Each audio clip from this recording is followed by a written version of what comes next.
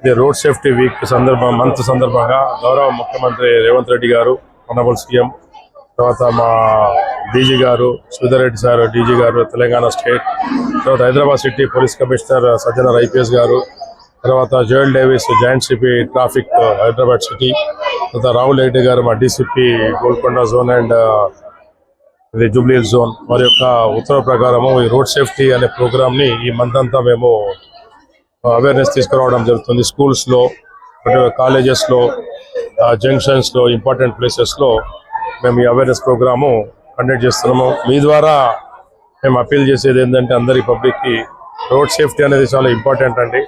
Traffic గురించి అవగాహన ఉండాలా. తర్వాత మెయిన్ ఏంటంటే రోడ్లో అందరూ అంటే ట్రాఫిక్ అవేర్నెస్ అంటే తెలిసి ఉండి నియమ నిబంధన తెలిసి ఉన్న వాళ్ళకి నియమ నిబంధనలు తెలియని వాళ్ళతోటి చాలా ప్రాబ్లం జరుగుతూ ఉంది. అంటే పర్ డే 800 యాక్సిడెంట్ జరుగుతూ ఉన్నాయి, చనిపోతూ ఉన్నారు. లాస్ట్ ఇయర్ ఇండియాలో ఒక 1,62,000 చనిపోయారు. యాక్సిడెంట్స్ మటు 5 lakhs వరకు యాక్సిడెంట్స్ అయినాయి. తర్వాత చనిపోవడం కాక శతఘాతులు అవుతూ ఉన్నారు. Life is important. తల అనేది ఒకటే ఉంటుంది, 2 తలలు ఉండవు. It is important. కాబట్టి దాని గురించి మేము హెల్మెట్ పెట్టుకోమని చెప్తా ఉన్నాము. అంటే పిలియన్ రైడర్ పెట్టుకోవాలి, నడిపించే వ్యక్తి పెట్టుకోవాలా. తర్వాత ఈ ఆటోస్లో కూడా చాలా మంది పిల్లల్ని పంపించే జరుగుతుంది. 10 మంది పోతా ఉన్నారు. యాక్చువల్గా ఆటోలో 3 persons 4 పోవాలా, కాకుండా instead of that 7 members 8 members పోతా ఉన్నారు. మేము వాళ్ళ మీద కూడా మేము కేసెస్ రాస్తా ఉన్నాము. తర్వాత 4 wheelers ఉన్న వ్యక్తులు కంపల్సరీగా సీట్ బెల్ట్ ధరించాలా. సీట్ బెల్ట్ ధరించి నడిపియాలా. వాళ్ళు కాదు, వాళ్ళ పక్కన ఉన్న వాళ్ళు కూడా పెట్టుకోవడం ఇంపార్టెంట్. తర్వాత ఇంకోటి ఏంటంటే Nippon Express MNC Logistics are so honored and delighted to be a part of this initiative. We are into many CSR activities, but this time we wanted to be a part of this road safety initiatives as it's a part of government initiative. So with the help of valuable support of Hyderabad Telangana Traffic Police Department, with the support of Venu sir, we conducted this awareness program.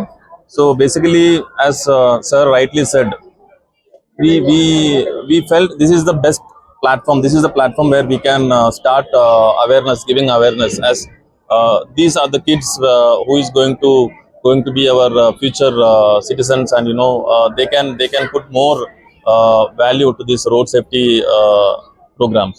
So they can pass on this message to their families, their parents, their friends, their all close relatives. So this initiative definitely will help. If you see the ratio of accidents, every year it is increasing, right sir? Yeah.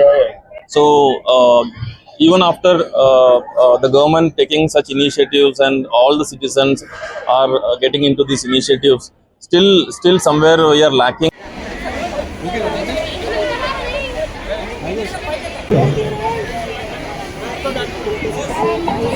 Camera please side. The middle camera side.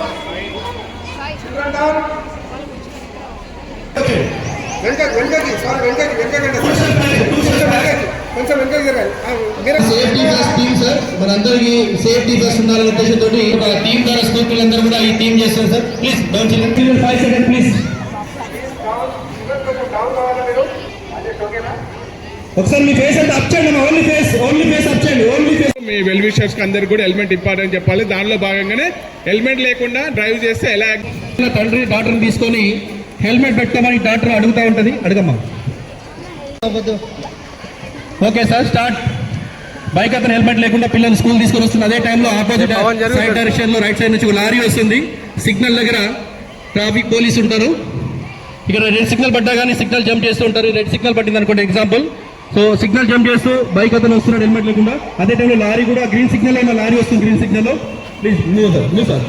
Sudden గా bike helmet లేకుండా కింద పడిపోవడం జరిగింది, పడిపోయాడు.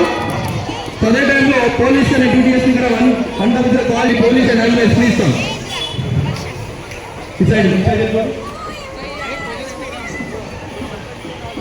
Police and ambulance వచ్చారు.